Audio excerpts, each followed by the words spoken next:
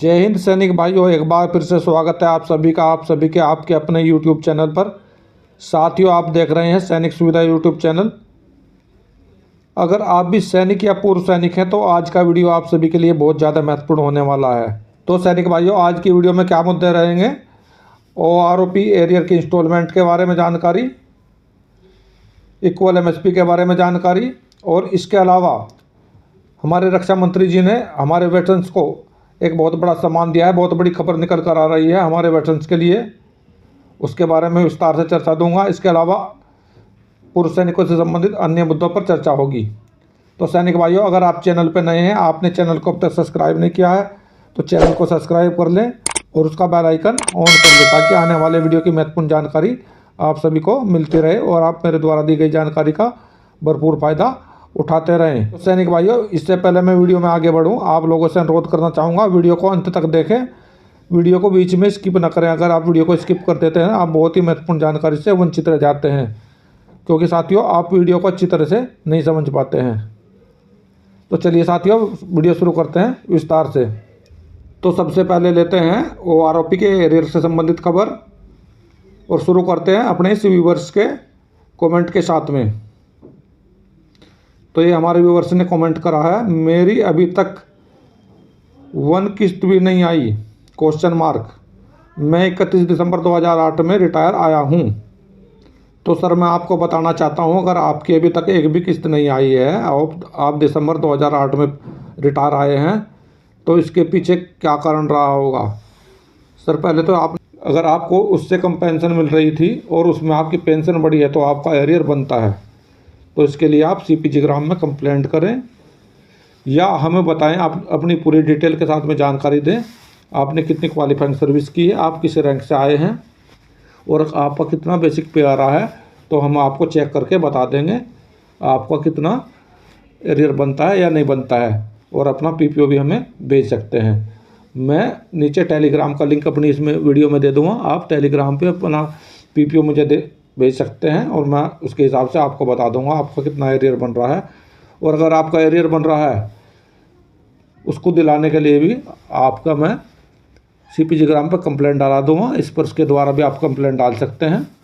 तो आशा करता हूं मेरे द्वारा दी गई जानकारी से आप संतुष्ट हुए होंगे। सैनिक भाइयों, अगली खबर है MACP से संबंधित। ये भी हमारे एक व्यूवर्स के कमेंट के साथ में खबर आई है। सर, 31 जुलाई में पेंशन आ रहा हूँ, क्या मेरे को ACP नायक सूबेदार मिलेगा क्या 24 साल करके? तो हमारे व्यूवर्स मैसेज को ठीक से नहीं लिख पाए हैं, लेकिन जहाँ तक मैं समझ पा रहा हूँ, ये कहना चाह रहे हैं 24 साल नौकरी करके आ रहे हैं और ये पूछ रहे हैं क्या इनको MACP मिलेगा। तो सर जी, अगर आप 24 साल अपनी क्वालिफाइंग सर्विस करके आ रहे हैं और आपने कोई अनविलिंग नहीं किया है प्रमोशन के लिए और आपका पूरी शर्तें पूरी हैं, आपको कोई किसी तरह का कोई पनिशमेंट लास्ट समय पर नहीं मिला हुआ है, तो आप MACP के हकदार हैं, आपको MACP पक्का मिलेगा। आशा करता हूं आप मेरे द्वारा दी गई जानकारी से संतुष्ट होंगे। अगर आप संतुष्ट नहीं हैं तो आप मुझे कमेंट फिर से कर सकते हैं। सैनिक भाइयों, अगली जानकारी निकल कर आ रही है प्री 2006 वाले जो सोच हैं उनके एरियर के बारे में। जैसे कि आप सभी जानते हैं, 2006 में 6th पे कमीशन आया था और 6th पे कमीशन में जो पेंशन का रूल था उसमें बदलाव किया गया था। 2006 से पहले वालों को जो पेंशन दी जाती थी वो अलग फार्मूले से दी जाती थी और 2006 के बाद वालों की पेंशन जो दी गई वो अलग फार्मूले से दी गई। तो उन फार्मूलों के हिसाब से दोनों की पेंशन में काफ़ी अंतर आया, लेकिन जो अंतर आया है उसका एरियर सरकार ने दे दिया है और उसमें कुछ ही लोग ऐसे बचे होंगे जिनको एरियर नहीं मिला है। अगर साहब आपको भी एरियर नहीं मिला है तो आप अपना PPO में भेज सकते हैं, अपनी पूरी डिटेल भेज सकते हैं, आपको पेंशन आए थे, कितनी आपकी बेसिक पे बन रही है। दूसरा, आप अपनी पासबुक में, बैंक की पासबुक में चेक करें पूरी एंट्रियां, आपको कहीं एरियर मिल तो नहीं गया है, क्योंकि लगभग इसका एरियर सभी को मिल चुका है। अगर आपको नहीं मिला है तो आप CPG ग्राम पर कंप्लेंट भी डाल सकते हैं या हमें अपनी फुल डिटेल में जानकारी दे सकते हैं। और अगर आप स्पर्श पर माइग्रेट हैं तो स्पर्श के द्वारा भी आप अपनी कंप्लेंट लॉन्च करा सकते हैं। तो साहब आशा करता हूँ आप मेरे द्वारा दी गई जानकारी से संतुष्ट होंगे। अगर आप संतुष्ट नहीं हैं तो भी मुझे कमेंट करें, संतुष्ट हैं तो भी आप मुझे कमेंट करके बता सकते हैं। तो सैनिक भाइयों, अगली बड़ी जानकारी निकल कर आ रही है हमारे रक्षा मंत्री राजनाथ सिंह जी की तरफ से। हमारे रक्षा मंत्री राजनाथ सिंह जी ने 14 जनवरी 2023 को आर्मड फोर्स वेस्टर्न डे के मौके पर बहुत बड़ी पहल की है। इसके बारे में मैं आप लोगों को बताना चाहूँगा। जैसे कि आप सभी को स्क्रीन पर एक लेटर दिखाई दे रहा होगा जो राजनाथ सिंह जी ने ज्योतिराज सिंधिया जी को लिखा हुआ है। ज्योतिराज सिंधिया जी जो नगर विमानन मंत्री हैं को 1 जनवरी 2024 को एक पत्र लिखा है। ये पत्र मैं आपको पढ़कर दिखाता हूँ। Dear Shri Jyotiraj Scindia ji, as you are aware 14 January every year as the armed force veteran day as a mark respect and the recognition to service rendered by Field Marshal K.M. Cariappa, the first Indian Chief of Indian Army, they retired from service 14 January 1953. 8 Armed Force Veteran Day will be celebrated 14 January 2024. I would request the following measures from your ministry.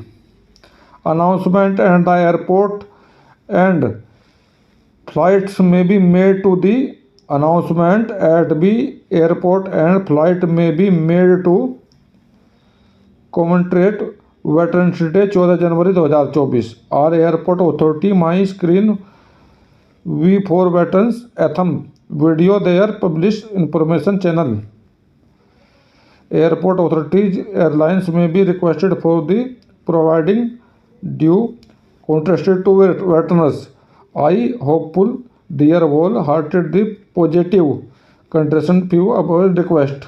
तो हमारे माननीय रक्षा मंत्री जी ने ज्योतिराज सिंधिया जी जो नगर विमानन मंत्री जी हैं उनको कहा है कि 14 जनवरी 2023 को आर्मड फोर्स वेटरन डे जो होता है उसके मौके पर जो हमारे जनरल करियप्पा साहब हैं जो पहले आर्मी चीफ थे और 14 जनवरी 1953 को रिटायर हुए थे, उनके यादगार में 8वां आर्मड फोर्स वेटरन डे मनाया जा रहा है।